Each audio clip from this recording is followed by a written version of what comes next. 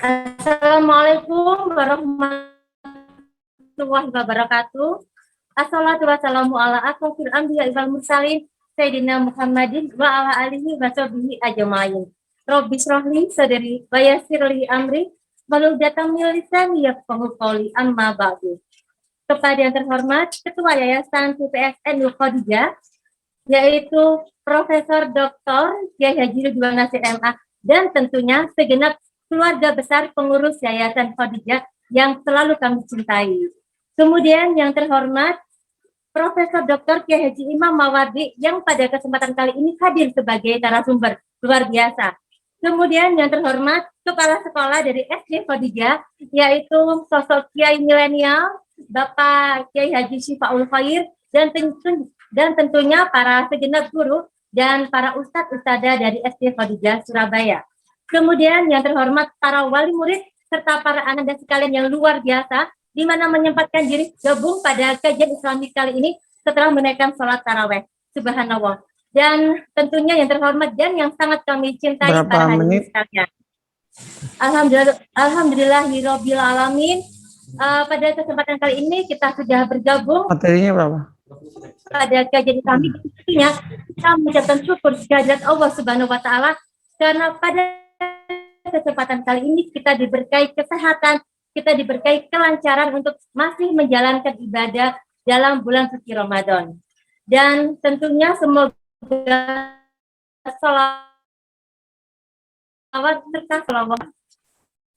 Dan para hadirin sekalian, tentunya kita sudah mengikuti beberapa rangkaian dari kajian Islami dari SD Khadijah yang telah berlangsung selama bulan suci Ramadan. Dan yang kemudian pada kesempatan kali ini ada sebuah tema yang sangat menarik, yaitu mengenai bagaimana. Ini sangat penting sekali karena ketika kita berbicara tentang pembelajaran daring dan kita berbicara tentang perkembangan anak-anak masa kini di era digitalisasi, maka disinilah kita berbicara pentingnya peran orang tua untuk membuat sebuah aspek kognitif, aspek moral, aspek sosial yang bagus untuk anak-anak. Dan para hadirin sekalian, karena sudah hadir narasumber yang sangat sudah kita kenal, yaitu Profesor Dr. Kiai Haji Imam Mawardi MA, maka tentunya akan kita mulai.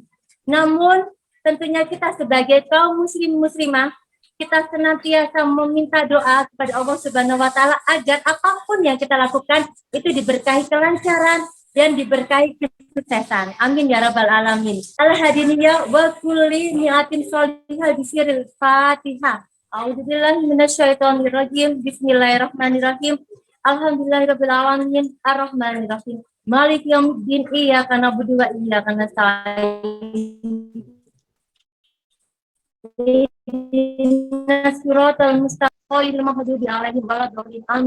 Dan para hadirin sekalian, ini adalah sosok Profesor Dr. Kiai Haji Imam Mawardi.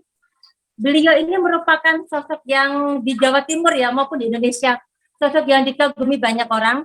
Beliau merupakan Kiai Host dari Sumeneb. Beliau merupakan peraih Santri of the Year pada tahun 2018. Luar biasa Kiai. Masya Allah. Beliau merupakan inspiratif di bidang dakwah. Beliau merupakan seorang guru besar di bidang filsafat hukum Islam UIN Sunan Ampel, Surabaya. Dan beliau merupakan pengasuh dari Pondok Pesantren Al-Amin Surabaya. Ketika kita berbicara karya beliau, maka Bapak Kiai ini merupakan sosok ya. Dan salah satu yang sangat fenomenal adalah buku fikih minoritas. Begitu ya Kiai? Siap, nggih. Luar biasa, Kiai. Alhamdulillah sudah bertemu panjenengan. Jadi, mengenai tema saat ini, Kiai, bagaimana menjadi orang tua yang baik, Kiai? Mungkin bisa dimulai, Kiai. Monggo, waktu dan tempat kami hadirkan.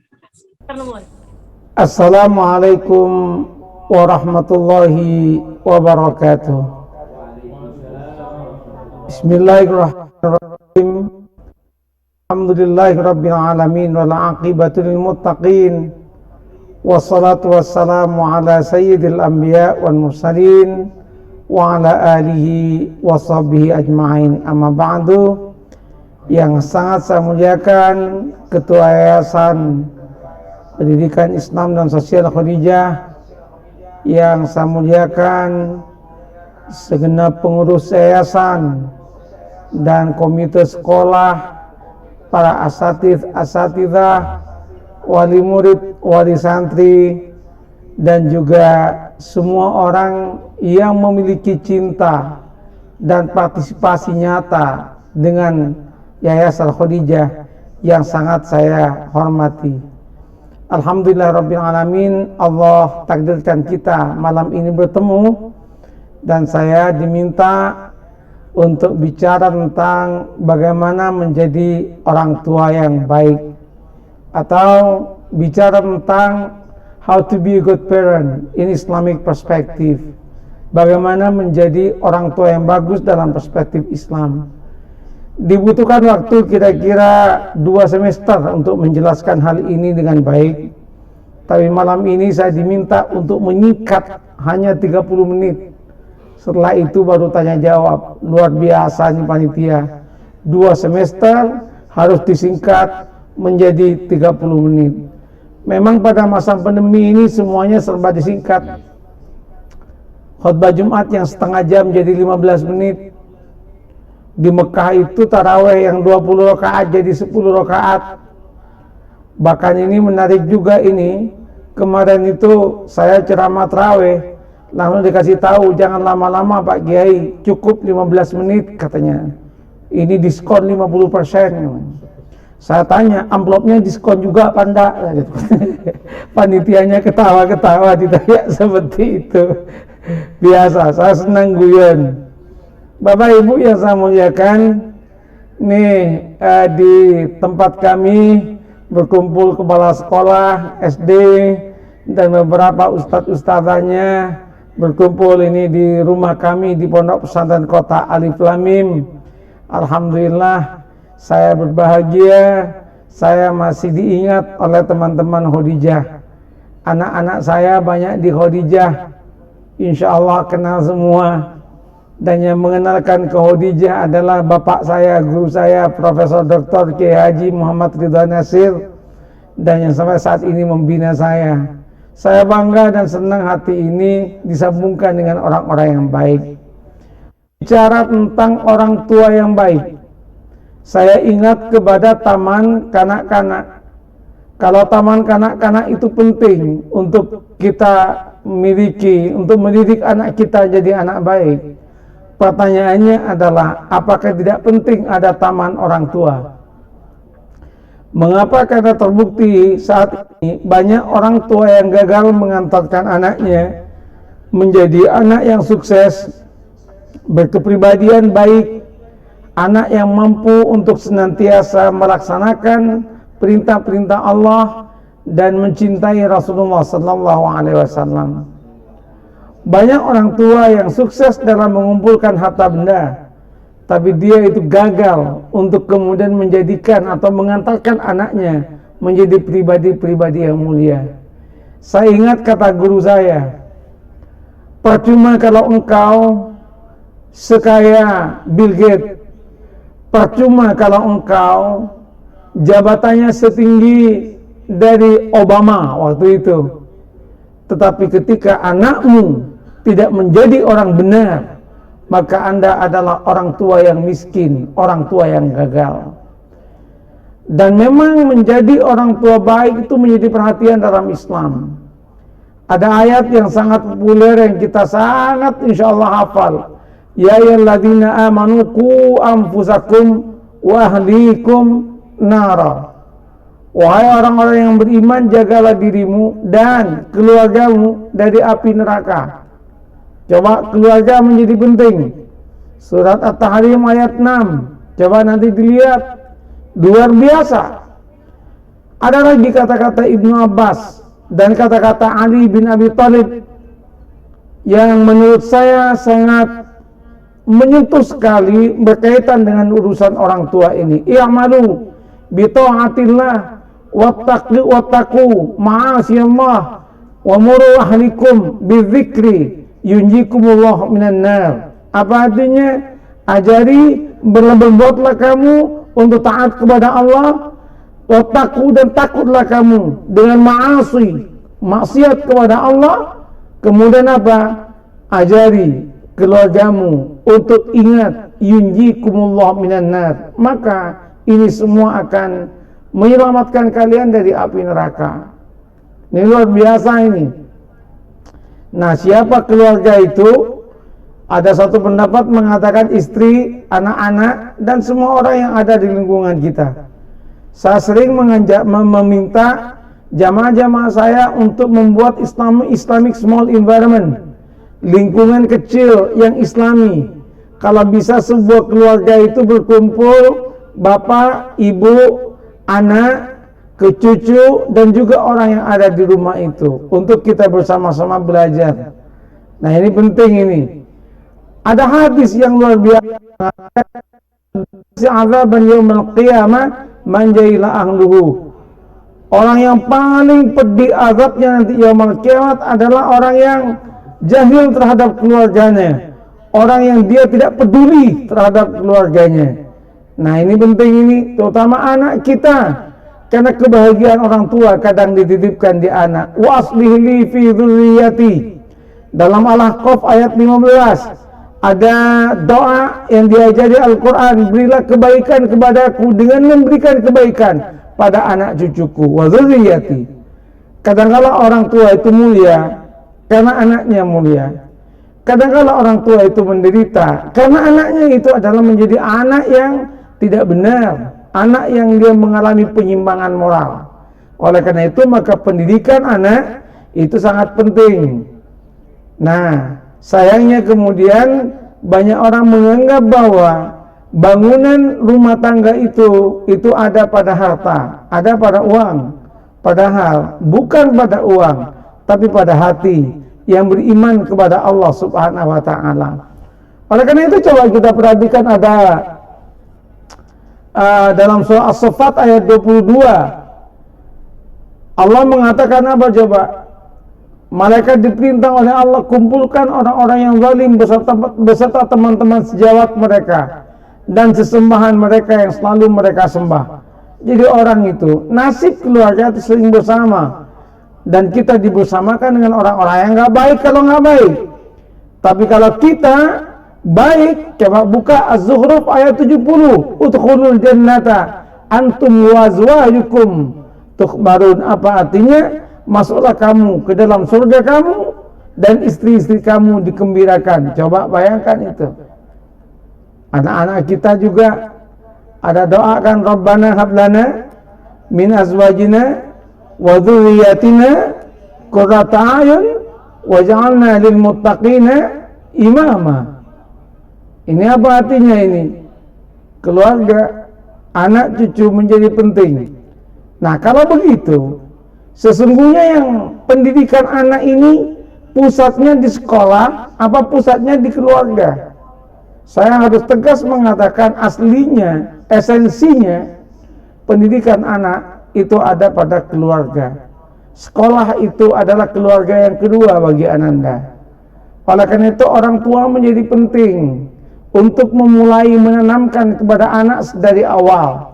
Sekolah itu menjadi penting untuk kemudian mensupport apa yang ditanamkan oleh orang tua.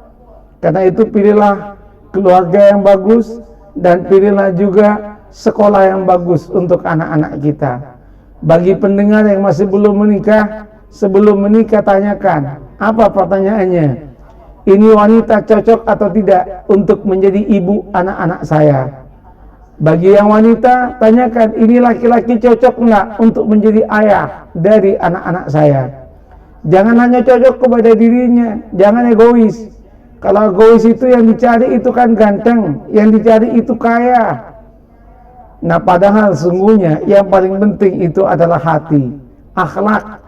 Kalau itu yang dijadikan pilihan, saya yakin bibit-bibit unggul akan muncul, bibit-bibit unggul akan lahir dari keluarga semacam ini.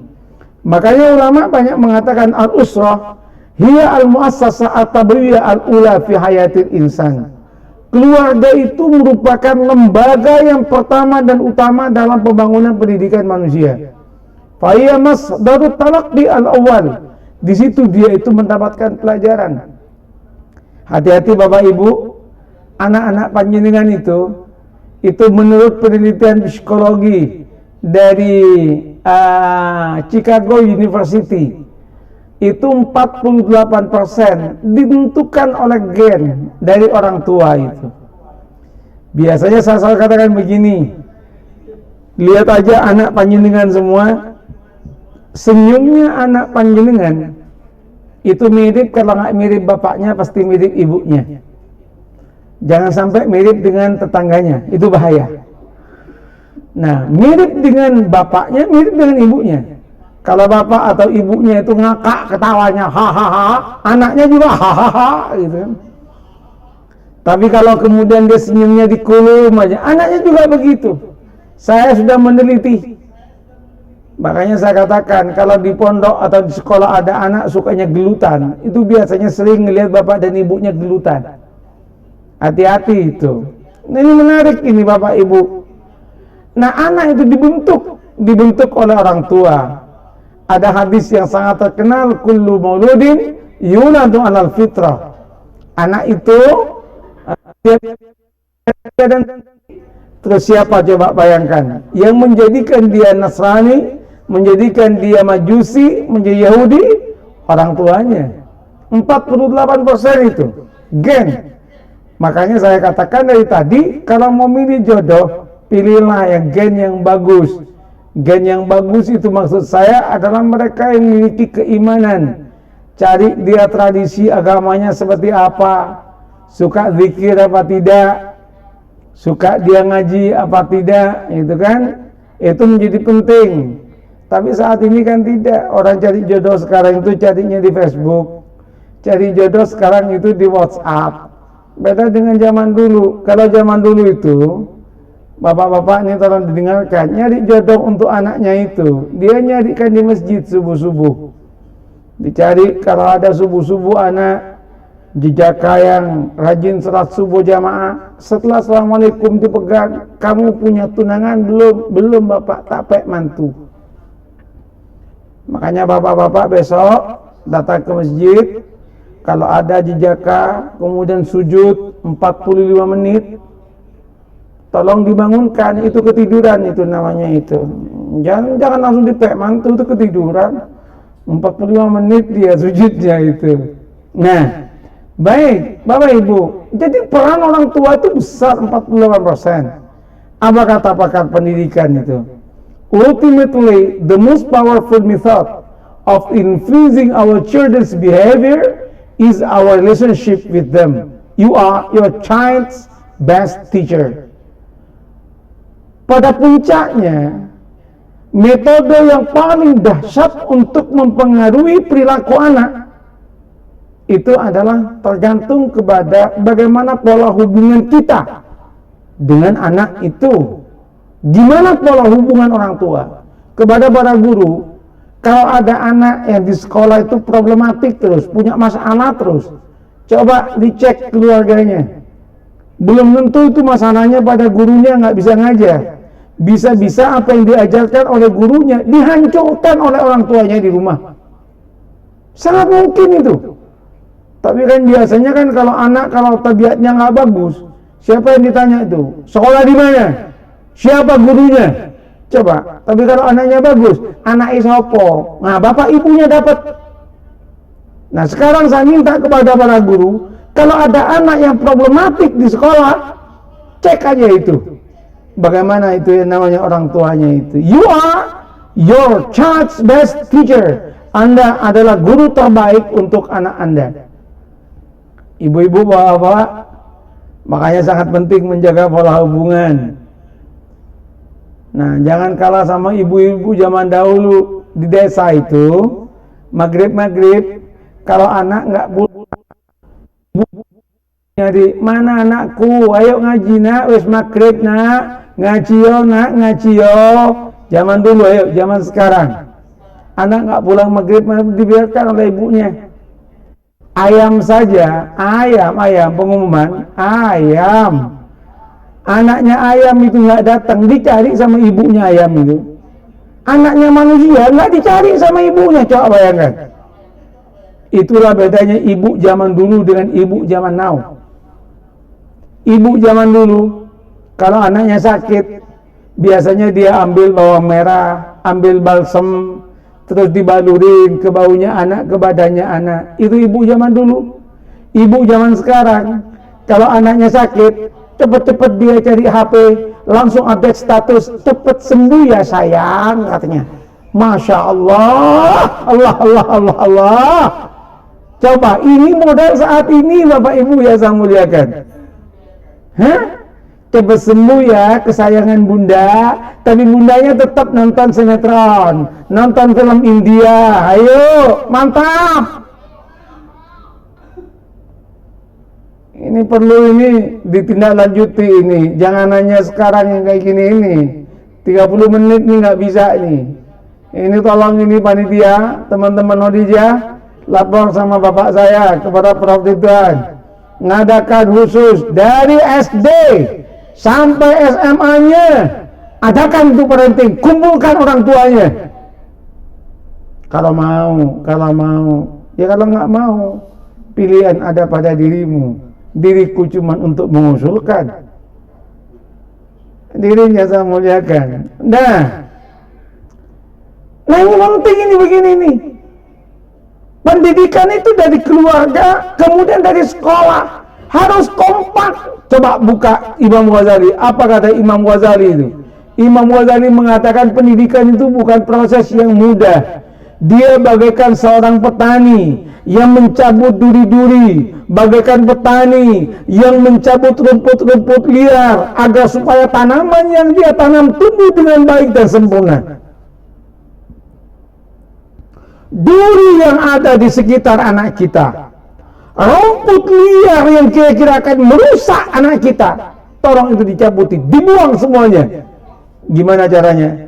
Dekatkan anak dengan pondok pesantren, dekatkan anak dengan madrasah sekolah agama, dekatkan anak dengan para alim ulama, dekatkan anak dengan orang-orang yang baik, jauhkan anak dari hal-hal yang menjadi racun bagi masa depan anak.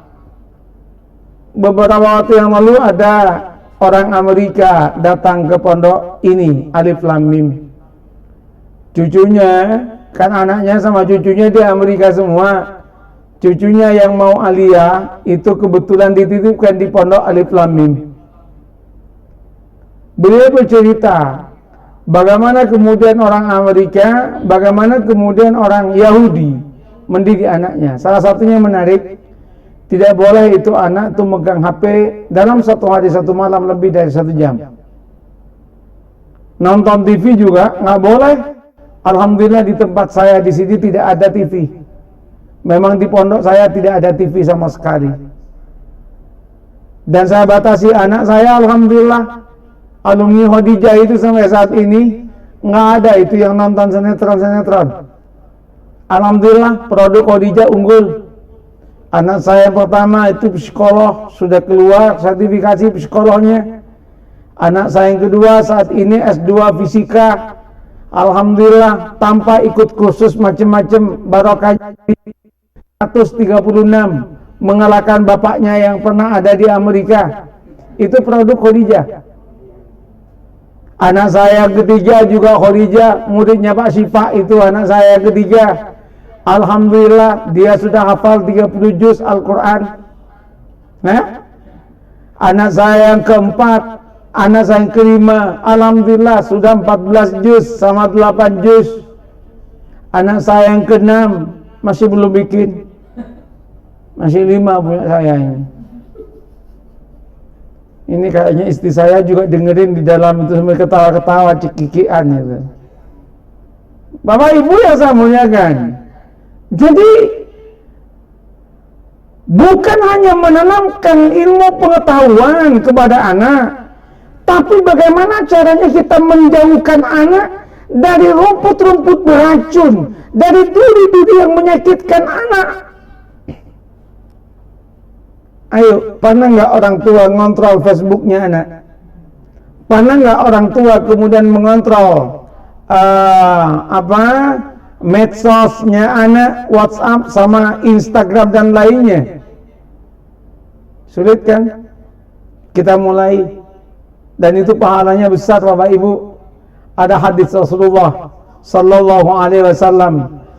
Apa katanya hadis? Sami'tu Rasulullah yaqul, saya mendengar Rasulullah itu berkata, man rabba saghiran, barang siapa mendidik anak kecil hatta yaqul la ilaha illallah, sampai anak itu bisa mengatakan la ilaha illallah, artinya dia beriman kepada Allah, lam yuhasibhullahu ta'ala, tidak akan dihisap orang tua itu oleh Allah subhanahu wa ta'ala. Coba, sudahkah kita ngajari anak kita? Ternyata yang diajarkan kepada anak kita, mohon maaf, matematika terlebih dahulu, penambahan, perkalian, dan pengurangan. Kalau kata nenek saya di Madura itu, udah meninggal, aduh nak, matematika urusan keberapa nak? Nomor 1 urusan iman. Aku dulu nggak sekolah, tahu nak bedanya uang 50.000 dan uang 100.000 katanya. Bagus juga itu. Ternyata nenek-nenek yang nggak sekolah itu tahu bedanya 50.000 sama 100.000. Betul ibu-ibu, bapak-bapak di rumah. Ya. Kalau masalah uang semua tahu bedanya uang 10.000, 50, 100 tahu semua. Bedanya uang palsu dan uang asli tahu semua. Tapi bedanya uang halal dan uang haram, itu mulai pura-pura nggak tahu itu. Yang penting ono Pak. Din, yang saya muliakan. Nah, jadi tolong perhatikan, ini bagian awal. Nggak mungkin saya kupas tuntas sampai kepada tipe-tipenya anak. Kalau panjenengan punya anak yang nakal, biasanya ada orang bawa anaknya ke nakal, tak lihat dulu anaknya nih, tipe apa anak ini. Ada tipe-tipenya. Tapi sebelum saya melihat tipe anaknya, tak lihat dulu tipe orang tuanya tipe apa ini. Kadang-kala enak-enak aja anak disalahkan, padahal orang tuanya yang salah. Nah, saya mulai dari yang paling awal Pak. Paling awal. Apa yang paling awal? Saya ingin mengatakan, tolong kalau memang pengen kita memiliki anak yang saleh-salehah, yang gampang dan mudah untuk diajari, mulailah dari makanan-makanan yang halal. Upayakan apa yang kita berikan kepada anak kita adalah makanan-makanan yang kita jamin kehalalannya. Dari mana saya mendapatkan kesimpulan ini? Ada sebuah kitab judulnya Maqasidul Hasanah, Sakhawi. Beliau itu bercerita tentang Imam Haramain Al-Juwaidi. Ketika beliau kecil, kebetulan beliau itu disusui oleh seorang wanita yang nggak jelas siapa orang wanita itu. Di Arab itu kan biasa untuk kemudian nyusui anak orang lain itu. Ketika nyusui sama bapaknya Imam Haramain, itu langsung kerongkongannya anaknya dibuka. Dia digelitik begini sampai muntah. Kemudian ditanya, mengapa? Kok Anda memuntahkan anak yang sudah kenyang dengan susu? Dia mengatakan at-taba' bir-radha'. Tabiat anak itu tergantung kepada susu yang diminum, tergantung kepada makanan. Saya tidak tahu ini orang yang ngasih minum anak saya ini orangnya seperti apa. Saya takut anak saya kemudian turun dari dia tabiatnya. Satu. Yang kedua, saya membaca biografi dari Syekh Badi'uz Zaman Said Nursi, Turki itu. Saya kagum beliau dan kitab saya banyak, saking kagumnya. Cucu saya yang pertama ini, saya kasih nama Badi'uz Zaman, Ahmad Badi'uz Zaman Mawardi. Mengapa Badi'uz Zaman? Kan saya kagum. Badi'uz Zaman ini orangnya cerdas, kitabnya banyak. Kapan-kapan saya akan cerita kecerdasannya dia. Ditanya ibunya itu, Bu, anak ibu kok cerdas, apa makanannya? Dia mengatakan, ibunya mengatakan, saya tidak pernah nyusui anak saya kecuali saya punya wudhu. Halo, pengumuman. Saya tidak pernah nyusui anak saya kecuali punya wudhu.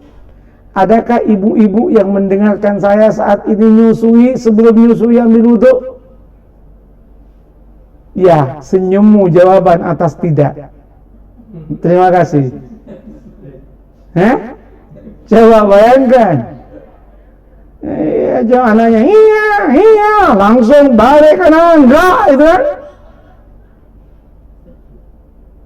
Terus ketika anaknya minumannya susu kambing, kambingnya kambing sendiri, yang dinyengon dikasih makan rumput sendiri, diperas juga sendiri, dimasukkan juga sendiri, resmi, halal. Apa yang terjadi, Pak? Anaknya mentalika orang-orang alim yang bertakwa ada pada beliau. Ilmu datang, ilmu laduni didatangkan oleh Allah Subhanahu wa taala. Badiul zaman Said Nursi. Luar biasa. Ini bukti bahwa makanan itu menentukan kulu washrabu wa'malu. Apa katanya? Makanlah, minumlah, kemudian bekerjalah. Mengapa bekerja itu kalau diletakkan setelah kulu washrabu? Karena ternyata pekerjaan seseorang banyak ditentukan oleh makanannya, banyak ditentukan juga oleh minumannya. Tolong ini, bab ini, karena kadangkala saya banyak meneliti, anak nggak mau diajar, anak nggak mau, kemudian sulit untuk diatur, gara-garanya adalah model seperti itu. Karena dia itu makanannya yang tidak terkontrol. Nah, setelah itu, apa yang harus dilakukan orang tua? Kenali potensi anak. Anak saya bakatnya apa ini? Kenali. Ini semua di sini biasanya dites. Jadi ada anak saya yang pertama tadi yang psikolog itu ngetes. Kalau ada di antara pendengar yang pengen ngetes anak saya seperti apa, datang aja ke sini. Nanti kita tes anak saya ini bakatnya apa, anak saya kepribadiannya seperti apa. Kenali potensi anak. Namanya talenta searching. Sehingga orang tua tidak bisa memaksakan anak. Kita melihat mana yang anak itu memiliki kecenderungan, dan anak itu bisa berkembang dengan lebih cepat. Yang ketiga, yang perlu dilakukan adalah ketahui lingkungan sekitar anak. Panjenengan anaknya yang sekolah di sekolah agama yang bagus seperti Khadijah ini, nggak usah khawatir tentang sekolah. Tapi coba khawatirkan bagaimana ketika udah pulang sekolah, dengan siapa dia bergaul, dengan siapa dia itu kemudian berbincang-bincang. Lihat juga tentang Facebooknya dan medsosnya, dari mana dia mengambil ilmu-ilmu pengetahuan dan pengalaman. Keempat, buka semua peluang berkembang, tutup semua pintu ketidakbaikan. Kalau memang ada sesuatu yang kira-kira itu akan menjadikan anak kita itu lebih maju, buka. Ajak anak kita untuk kebaikan-kebaikan. Itu namanya fathul dzari'ah dalam ilmu usul fikih. Kalau kita belajar ilmu usul fikih, satunya saddud dzari'ah, blocking the means. Yang pertama, paving a positive way. Yang satunya yang terakhir itu adalah blocking the means. Jalan yang tidak bagus, tutup. Dan orang tua harus tegas. Ojo nak, iki ka oleh. Ojo. Semua udah tahu, nah ini kurang bagus untukmu. Percayalah, bapak dan ibu bukan untuk mencelakakanmu. Asik toh kalau orang tua bisa seperti itu. Nah di sini kadang kalau orang tua butuh konsultan. Di sini orang tua itu perlu berbicara dengan para ahli. Dari situ kemudian kita bisa lebih mengarahkan anak. Bapak ibu jangan terlalu sibuk mengejar masalah uang sampai kita melupakan amanat besar yang diberikan kepada kita berupa anak-anak kita. Dan yang kelima, tanamkan nilai sejak kecil. Tanamkan nilai sejak kecil. Tanamkan nilai sejak kecil, anak kita akan terbiasa sedari awal untuk berpegang kepada kaidah-kaidah kehidupan yang islami. Ada kitab yang bagus sebagai penutup tentang orang tua. Karakter orang tua, ini bagian terakhir sebelum tanya jawab. Ada beberapa karakter orang tua yang harus kita miliki. Karakter yang pertama yang harus dimiliki oleh segenap orang tua adalah halus dan santun. Karakter yang kedua adalah penuh kelembutan, kekerasan. Tidak boleh kita keras kepada anak.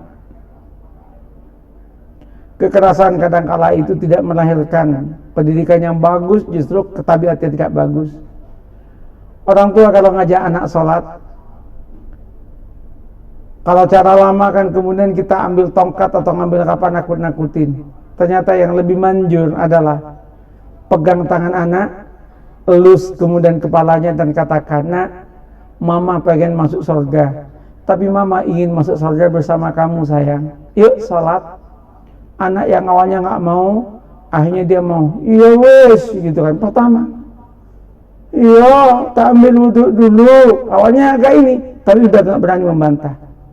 Pegang, lus kepalanya. Nah, mama atau papa ingin masuk surga, tapi papa dan mama tidak ingin masuk sendirian, ingin masuk bersama dirimu. Nah, yuk sholat, buktikan.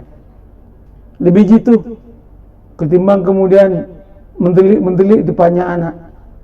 Itu dibalas sama anak, "Apa kau mendelik?" katanya. Anaknya tipenya tipe minak jingko. Yang ketiga, hati penuh kasih sayang. Yang keempat, dalam mendidik anak mengambil yang paling mudah selama tidak dosa.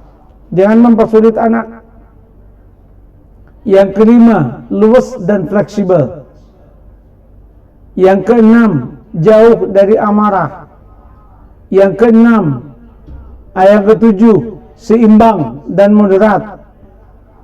Yang kedelapan, senantiasa memberikan nasihat yang baik. Yang kesembilan, menyadari bahwa baiknya orang tua itu turun kepada anak. 9 ini yang harus dimiliki oleh orang tua. Semoga semua kita berkembang lebih baik dan lebih baik. Kita bersama-sama maju ke depan bersama anak kita menuju pintu gerbang bahagia. Demikian catatan awal dari saya. Kalau ada pertanyaan-pertanyaan saya persilahkan.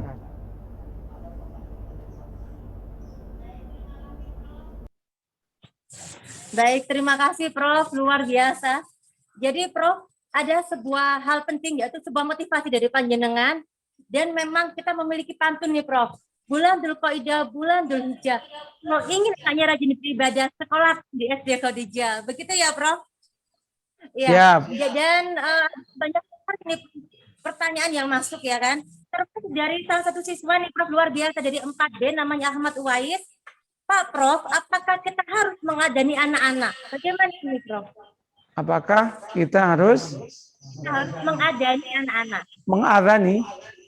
Mengadani. Seberapa pentingnya sebuah adan dari orang tua? Oh, kalau ya, ketika lahir ya. Oh ya, tradisi Nahdliyin itu adani anak. Mengenalkan Allahu Akbar sebagai kalimat pertama yang masuk dalam memori anak. Bahkan bukan sejak lahir. Kalau tradisi Nahdliyin itu kan sejak dalam kandungan itu udah dikenalkan. Maka ada tradisi biasanya selamatan, baca surat Yusuf, surat Maryam, Yasin, Munjiat itu untuk selamatan kandungan. Tujuannya adalah supaya anaknya menjadi generasi Qurani. Itu luar biasa ini.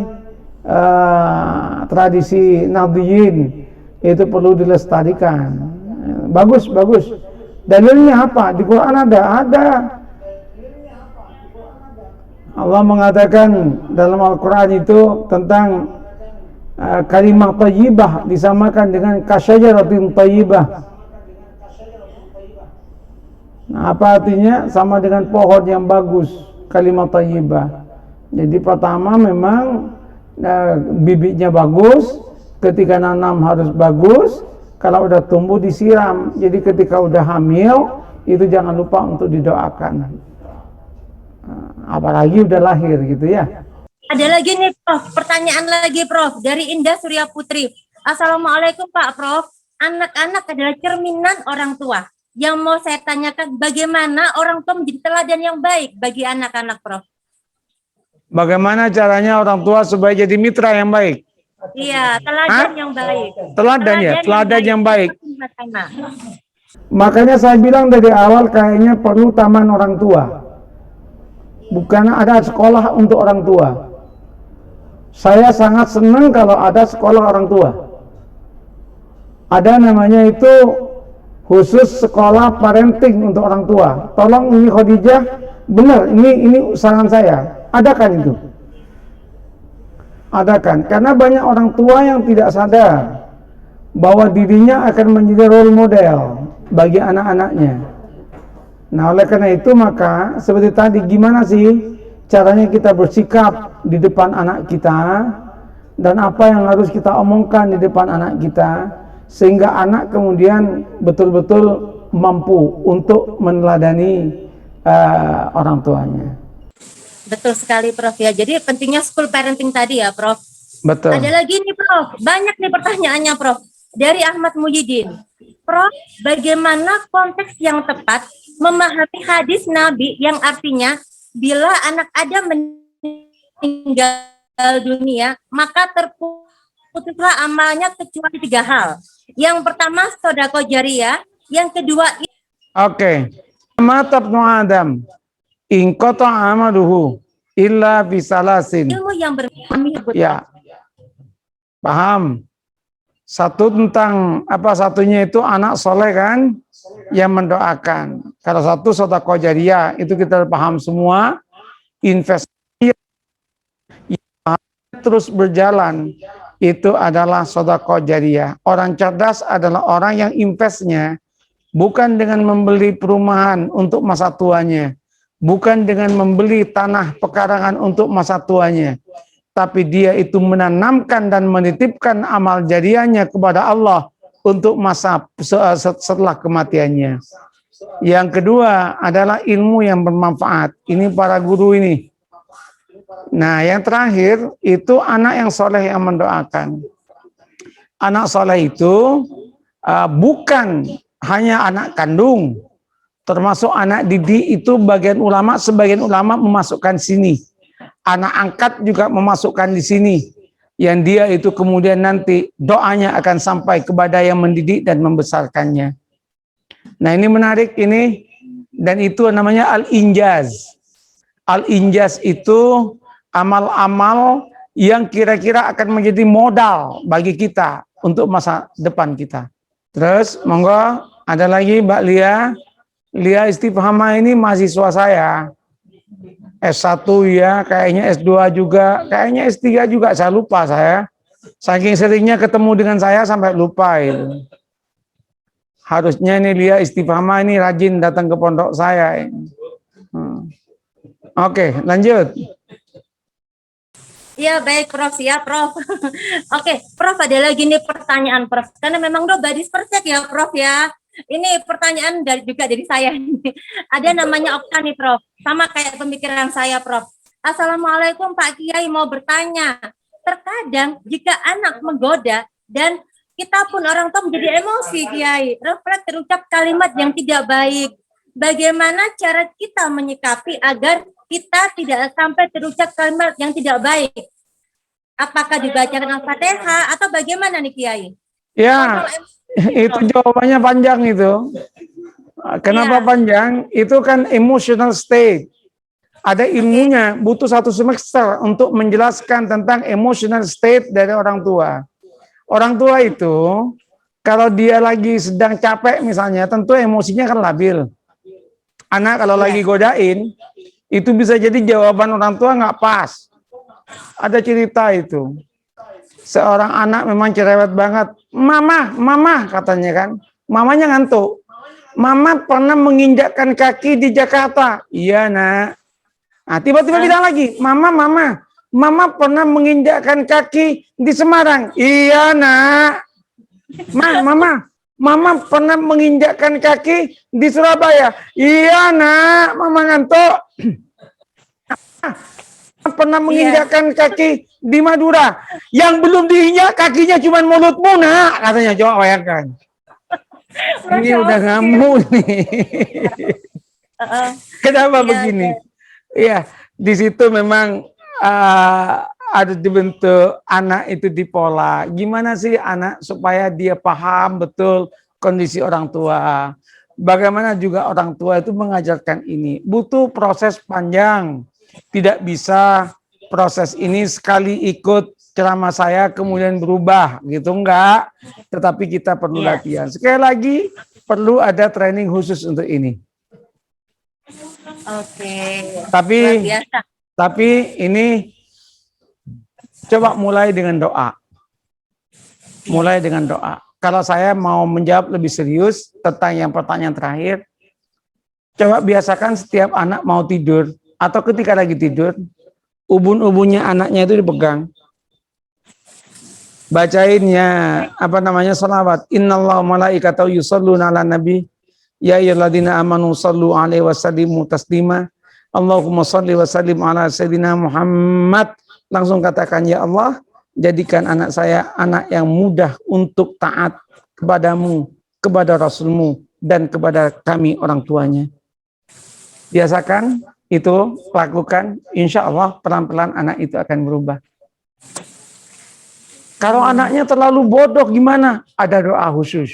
Apa doa khususnya? Datang ke pondok. Nanti saya akan kasih tahu. Baik. Cara mengatasi anak dari kecanduan game. Ini yang di studio bertanya. Bagaimana caranya mengatasi anak kecanduan game? Bagus. Di Bondowoso itu ada seorang anak yang matanya itu keluar dan otaknya kena gara-gara tiap hari main game.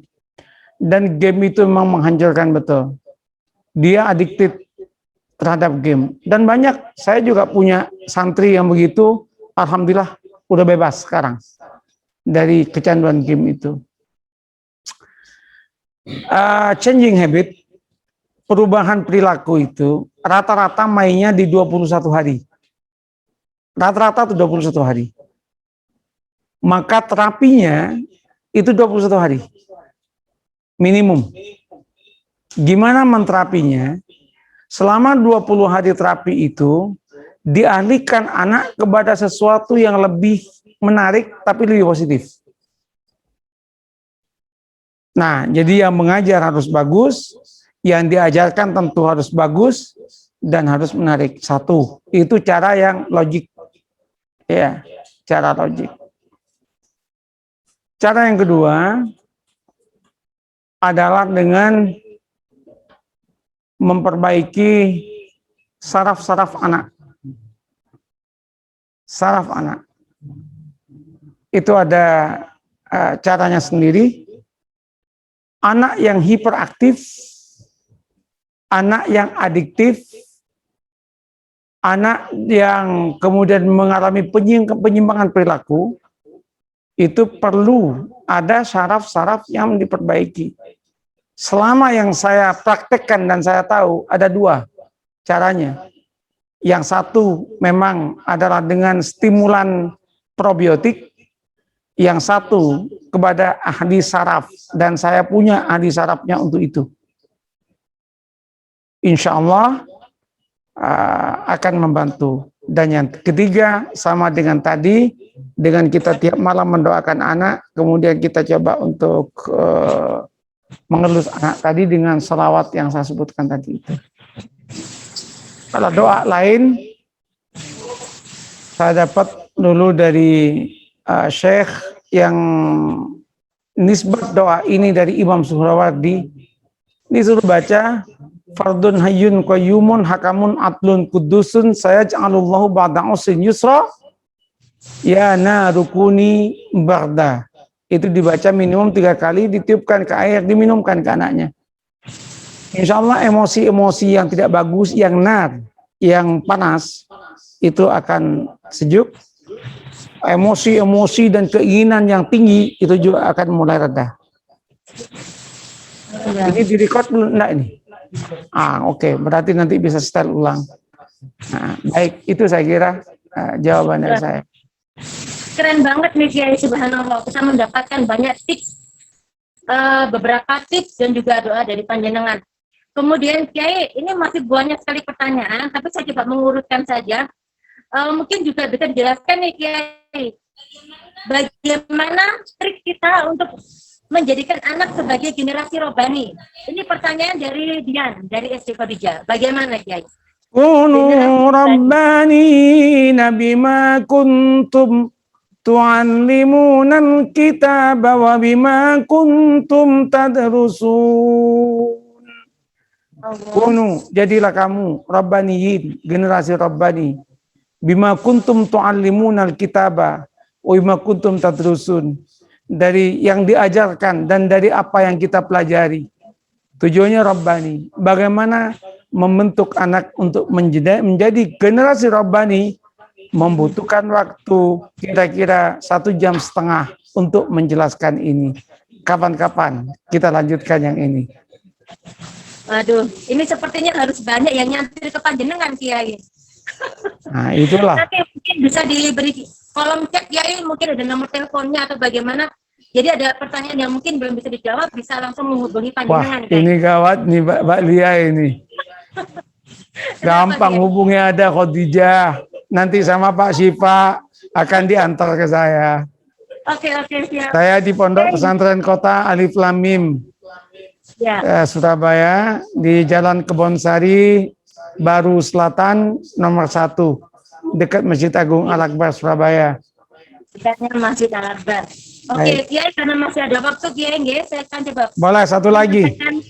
Iya, satu lagi nih. Dari Anis Fitria Wijayanti. Assalamualaikum Bro. Dalam mau bertanya, apakah boleh orang tua berpuasa sunnah dengan menambahkan niat agar anaknya menjadi anak-anak yang soleh? Jadi, berpuasa, baik. Doa.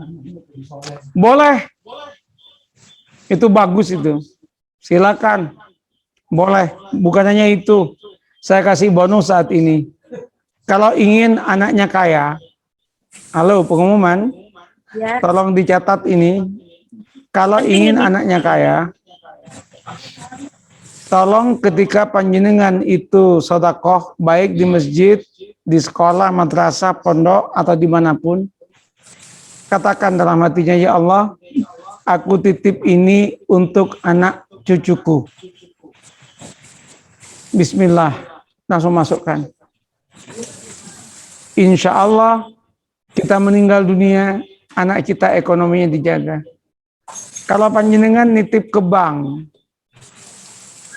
kalau kita mati, panjenengan meninggal, itu pasti diberikan kepada keluarganya dan ahli warisnya. Itu bank. Bagaimana dengan Allah? Bagaimana dengan Allah? Jadi kalau pengen anak cucunya dikayakan oleh Allah, salah satunya itu. Kalau ingin anaknya dialimkan oleh Allah, dekatlah dengan orang-orang yang alim, bawa anak ketemu dengan orang alim, dan katakan kepada orang alim yang Anda jumpai, mohon doanya Kiai, mudah-mudahan anak saya mendapatkan ilmu barokah. Yang alim seperti panjenengan. Semakin sering panjenengan itu keliling dengan kepada orang alim, meminta doa, semakin besar potensi anak kita untuk menjadi anak yang alim, soleh, solihah, serta menjadi anak yang dikayakan oleh Allah. Begitu saya kira kajian malam ini. Saya senang, saya bahagia sekali. Mari kita tutup bersama-sama dengan doa bersama-sama. Semoga Allah berikan keberkahan dengan kajian kita. Al-Fatihah.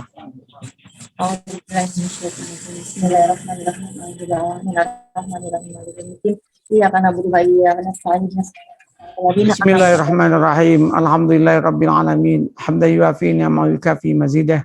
Ya Rabbana lakal hamdu kama yanbaghi li jalali wajhika wa 'azimi sultanikal 'azim. Allahumma shalli wa sallim ala abdika wa rasulika Muhammad wa ala alihi wa sahbihi ajma'in. Terima kasih kami ya Rabb atas segala nikmat yang Kau berikan kepada kami.